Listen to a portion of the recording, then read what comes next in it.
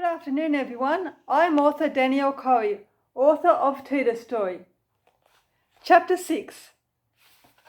What's all that commotion? Checking it out, I roamed to the front door to find dogs yapping. Many people and dogs are going for their morning stroll on both sides of the street.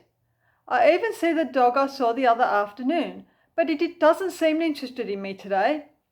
At the same time, a car drives by and slows down as it nears our home. Is it George? It can't be. The car's going the opposite way. He must be busy today.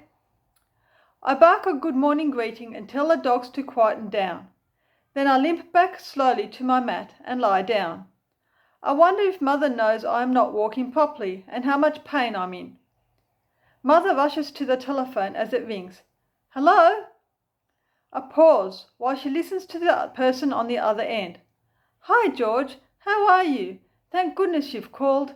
Teida's limping. She isn't putting her paw down on the floor. Have you noticed? What do I do? Mother hangs up the telephone, scratching her head, and walks away. Was she just talking to George? What was it about? I thought I heard her say George, then my name. Perhaps I'm just hearing things. Later, a familiar car pulls up outside. It is George. He did come over after all. Teida! This time it's George's deep voice calling me. I can see him waving something in his hand, my blue leash. Are we going for a walk somewhere? What have you done to your paw, Teida? Are you limping?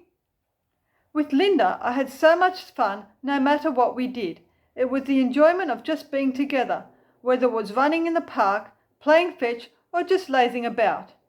Now I am excited to go and have fun with my new friend as he holds my leash like we're about to have an adventure. Teida, come here. I need to put the leash on you. Once I put the leash on you, Mother and I are taking you for a drive. Wow, a drive in your car? Where are we going, George? George attaches the leash to my collar and holds it tight in his hand as we walk outside. We are a strong girl, aren't you? Wait on, George tells me. Down the steps we turn, left, heading towards George's car parked in the driveway. As he opens the back section of his car, without thinking, I jump straight in, saw Paul and all. Before I know it, George closes the boot. Mother and George get in and we drive off. I wonder where Mother, George and I are going. George's car is much bigger than Linda's. In Linda's car, I used to sit in the front seat next to her, but the back section of George's car is much more spacious. I have it all to myself. I can sprawl out without bumping into anything, or I can sit up and have a look out the window. I peer outside and watch the many cars whizzing by, faster and faster. In the background, George has the radio on, and music plays from the speakers, some of it fast and some of it slow. I remember some of the music from when I was with Linda. Then George changes his mind and fishes about with his free hand. This is the new Pavarotti CD I was telling you about, George tells Mother as a new song begins.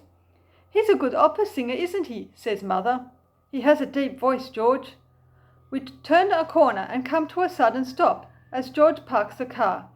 George opens the door and I jump out. George holding onto my leash and Mother walking by his side. Unfamiliar odours capture my attention as we enter the building ahead of us. Unknown animals, mainly cats and dogs, surround me from all sides. Now I realise where they are taking me. The vet. Sitting among other people with their sick and injured animals, all I want to do is leave. I am shaking and panting nervously in anticipation of what may happen next. Finally, it's our turn. Teida, would you like to come into this consulting room? A man in a white coat gestures for George to follow him. George, taking hold of my leash, follows him to a small room where there are many different smells of dogs that have come and gone. The man closes the door, looks down and presses my paw. Ah! What did he do that? I yelp out in pain. Teida's foot is swollen and infected. That's why she is limping, I hear the man tell Mother and George. Although the thorn is out, Teida needs to take some antibiotics so she can walk properly, the vet says. He gives Mother some tablets for me to take and we leave and go home. Eventually I am able to run on all fours again. Pulling up in the driveway, George starts whistling a tune. Springing up like a rabbit, I jump over the back section into the middle section where the back seats are and finally land in George's lap. Turning off the ignition, he looks straight at me. "Teida, what in the hell are you doing here?" I guess he didn't know that when people whistle and I am not tied down, I come straight to them as if they are calling my name. Fortunately, we are safe in Mother's driveway. Home again. We all get out of the car. Slowly I limp to the backyard where I stumble over a bright green tennis ball. Mother and George follow close behind. There is no way my paw is going to stop me playing. Instantly taking hold of the ball in my mouth, I scamper up and down before dropping the ball at George's feet. "Since you were so good at the vet today, we will play a game or two of ball." Picking up the slobbery wet ball, George tosses it with all his might across the yard. With my strong jaw wrapped around it, the ball isn't round anymore. Is George all right? He looks breathless. It seems he's used all his energy taking me to the vet and then playing a game or two of ball. After a while, George gets his breath back and he and Mother go out, leaving me outside with my new ball. "Teida, Mother and I are going out to buy some lunch. We won't be long," George tells me. An appetizing smell enters the house as they return not long after. My tummy growls furiously. Some lunch for me? What can it be? The smell of hot chips fills my nostrils as I wait in anticipation. George calls me over. "Teida, come here. Try this." Approaching him, I see a chip dangling from his fingers. I take it from him gently, then snap it up. Delicious.